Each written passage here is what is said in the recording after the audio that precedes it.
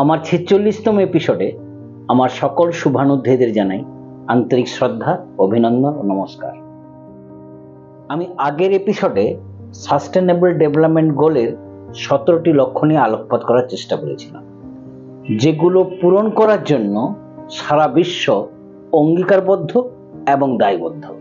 তারই অঙ্গ হিসাবে আজ আমরা পরিবেশ ও জীববৈচিত্র্যের সংরক্ষণ সংক্রান্ত বিষয় নিয়ে আলোকপাত করার চেষ্টা করব।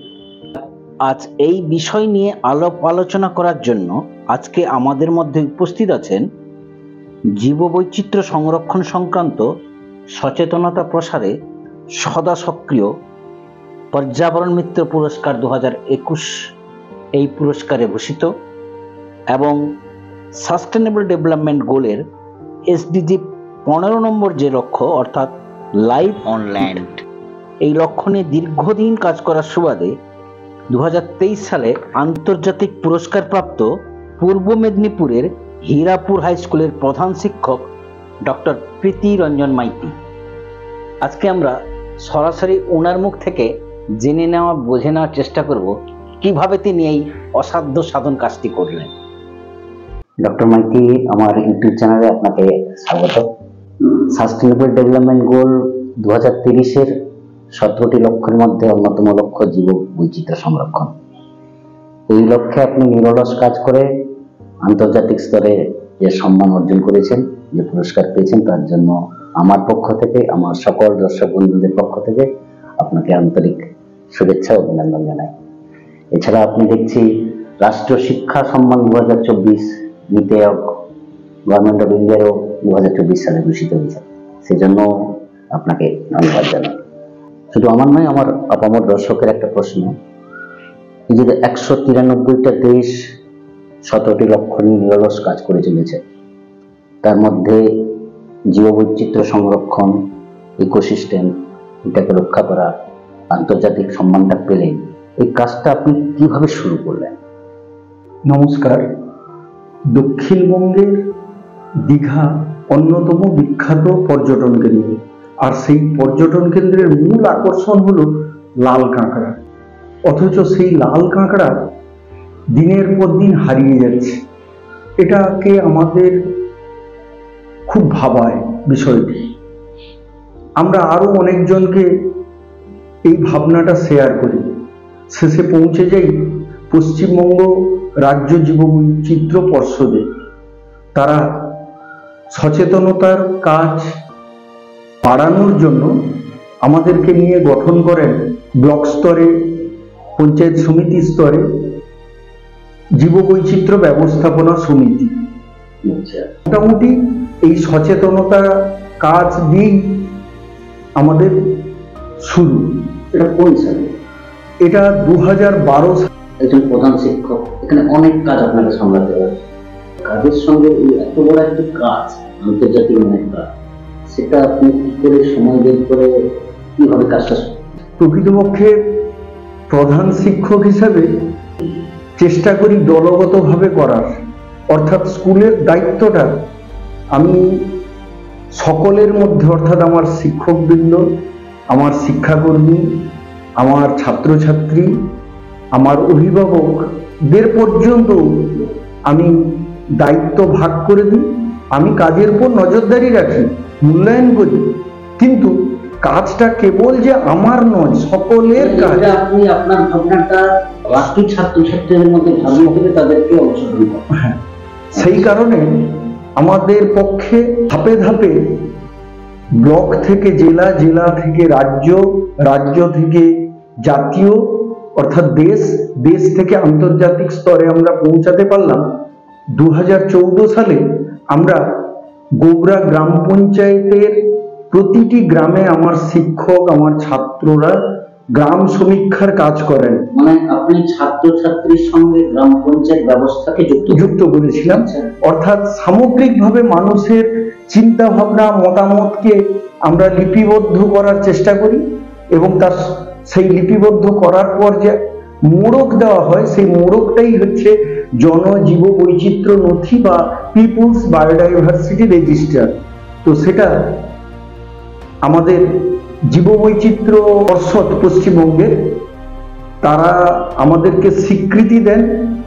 করোনার সময় চারিদিক যখন বিধ্বস্ত 2021 সাল, তখন সমুদ্র উপকূলবর্তী এলাকা বারসলেমানপুর এবং তার সন্নিহিত এলাকা, যেখানে ম্যানগ্রোভ অরণ্যকে ধ্বংস করা হচ্ছে, কৃষি জমির চরিত্র বদলে দেওয়া হচ্ছে, মানুষের জীবন জীবিকা নিয়ে পরিকল্পনা তথা উন্নয়নের যখন তেমন একটা যেন সম্পর্ক নেই বলে মনে হচ্ছে এবং জনজীবন যেন একটা বিপরীত এবং অস্থিরতার মধ্যে, তখন আমার ছাত্রছাত্রীদের নিয়ে আমরা একটি প্রকল্প রচনা করি 2021 সালে।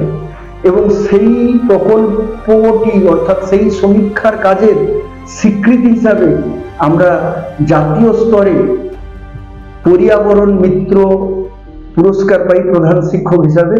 এবং মিত্র পুরস্কারটা দেন, তার মাথায় ছিলেন প্রাক্তন রাষ্ট্রপতি ডক্টর এপিজে আব্দুল কালাম, তিনি প্রবর্তন করেছিলেন।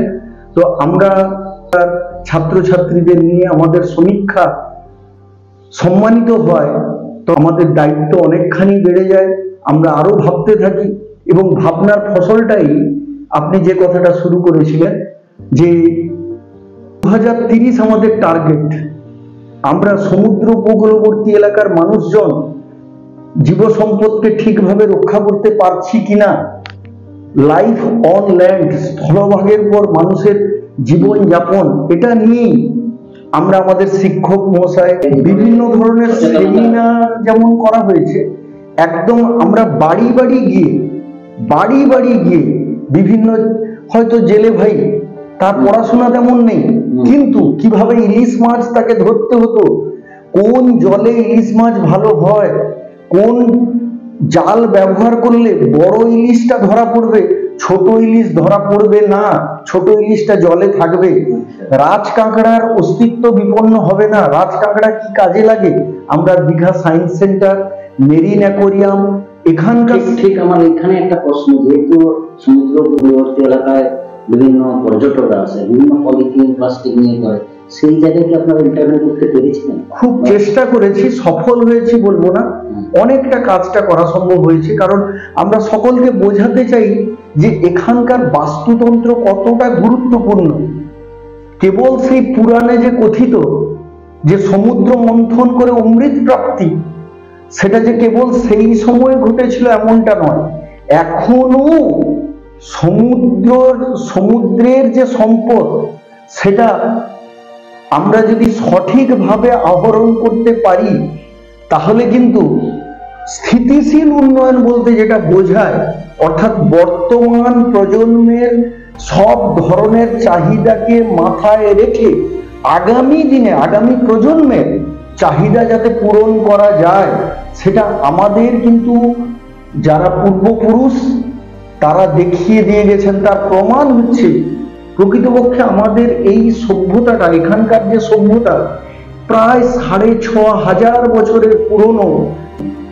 আপনি ভাবলে অবাক হবেন যে মহামতি অশোক তার পুত্র মহেন্দ্র ও কন্যা সংঘমিত্রাকে এই এলাকায় বিভিন্ন কারণে পাঠিয়েছিলেন, তার মধ্যে অন্যতম বাণিজ্য, বিনিময়, বিভিন্ন দেশের সঙ্গে বিনিময় হতো এবং যা মঙ্গল কাব্যে উল্লেখ আছে। এখানে আপনি অবাক হবেন জৈন মন্দির, এখানে অবাক হবেন অশোক বাঁধ। এখানে মঙ্গল কাব্যে যেমন উল্লেখ আছে, তেমনি ভাবুন যে মহামতি অশোকের কন্যা সংঘমিত্রা, পুত্র মহেন্দ্র বৌদ্ধ বিহার বোধরাতে রাত্রি যাপন করে তাম্রলিপ্ত বন্দর হয়ে সিংহলে যাত্রা করেছিলেন।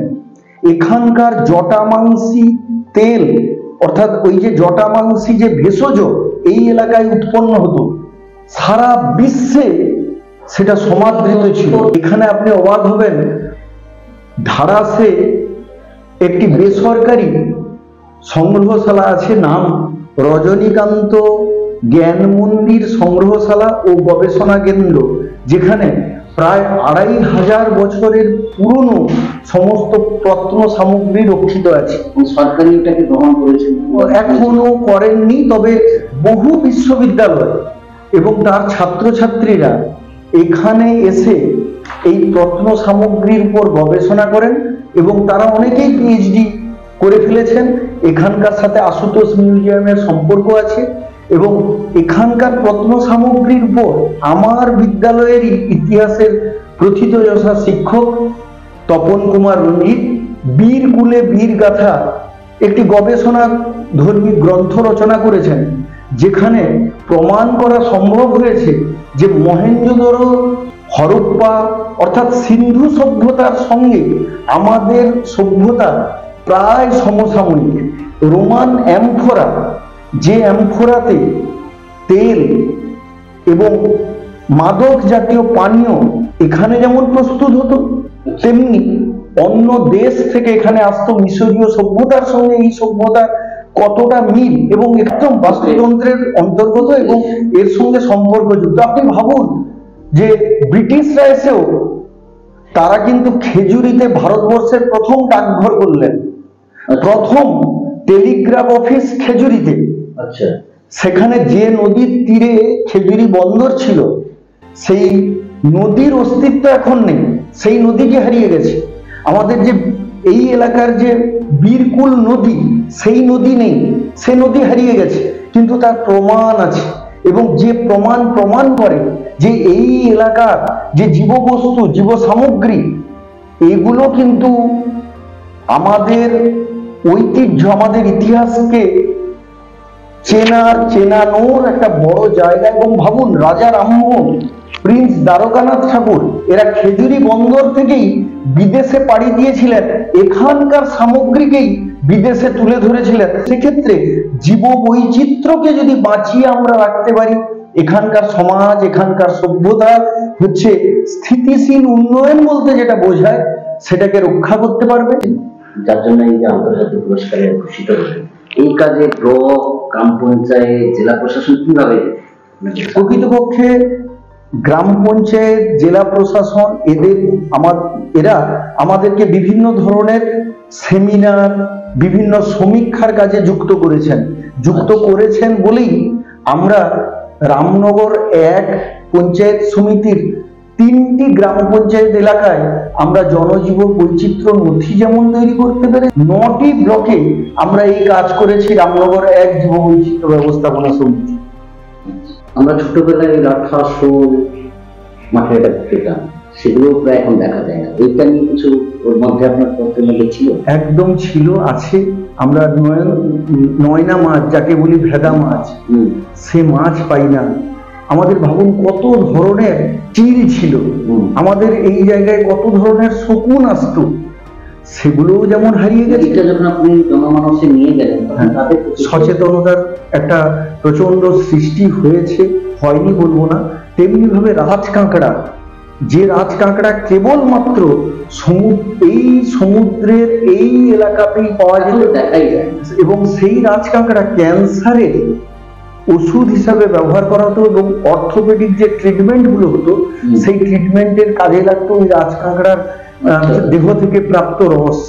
সমুদ্র মন্থনে যে অমৃত, সেই অমৃত কিন্তু আমরা সঠিকভাবে কিন্তু যদি সমুদ্রকে কিছুটা দূষণ মুক্ত রাখতে পারি, পলিথিনটাকে যদি সরাসরি না ফেলি, সরাসরি যদি আমরা বিভিন্ন বর্জ্য তেল যদি না ফেলি, জাল ছেঁড়া জাল থেকে শুরু করে আপনি ভাবুন যে সরাসরি যে মানে স্থলভাগে যে অনিয়ন্ত্রিত ভাবে যে কীটনাশক, রাসায়নিক ব্যবহার করছি, সরাসরি সমুদ্রে চলে যাচ্ছে, এগুলো যদি ব্যবহার না করি, আমাদের পর্যটকরা যে আসেন তাদের নিশ্চয়ই আমরা সুবিধা দিতে চাই, কিন্তু সেটার মানে এই নয় যে সিআরজেড এলাকায় ক্রমে যেভাবে গজিয়ে উঠছে সমস্ত বিরাট বিরাট অট্টালিকা, তার ফলে সমুদ্র অনেকখানি ক্ষতিগ্রস্ত হচ্ছে, বাদাবন ক্ষতিগ্রস্ত। পরবর্তী প্রজন্মের জন্য আপনি কি মেসেজ দিতে?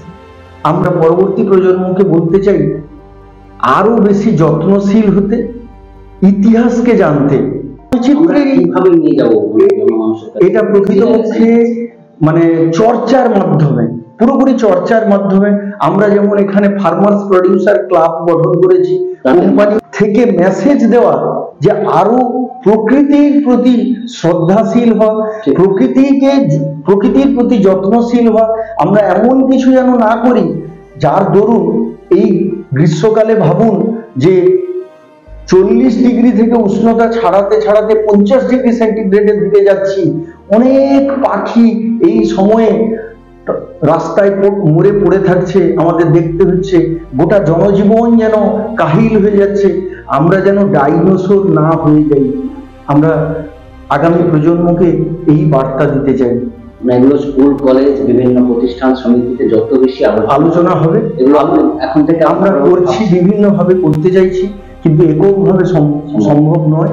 এটাকে রাষ্ট্রকে ভাবতে হবে, রাজ্যকে ভাবতে হবে, অর্থাৎ সংঘবদ্ধভাবে। আপনার আলোচনা থেকে যেটা আমরা বুঝতে পারছি, এটা একার কাজ নয়, এটা যৌথ উদ্যোগ, সবাইকে ভাবতে হবে, চর্চার মধ্যে। আপনার চ্যানেল যেমন এই বিষয়টাকে তুলে ধরবে, তেমনি আমরা সকলকে অনুরোধ করব প্রকৃতিকে বাঁচিয়ে রাখার, প্রকৃতিকে সুরক্ষিত করার যাতে উদ্যোগ তারা তাদের পক্ষ থেকে নেন।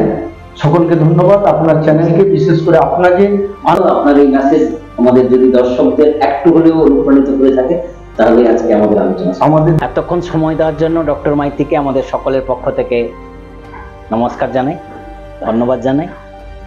ডক্টর মাইতির মতন এইরকম অসাধ্য সাধন, অক্লান্ত পরিশ্রম একদিন আমাদের গ্রামকে, আমাদের রাজ্যকে, আমাদের দেশকে সামনের দিকে এগিয়ে নিয়ে যাবে। আসুন সকলে কাঁধে কাঁধ মিলিয়ে একসাথে সামনের দিকে এগিয়ে চলি। আজ এই পর্যন্তই, আবার দেখা হবে। সকলে ভালো থাকবেন। নমস্কার।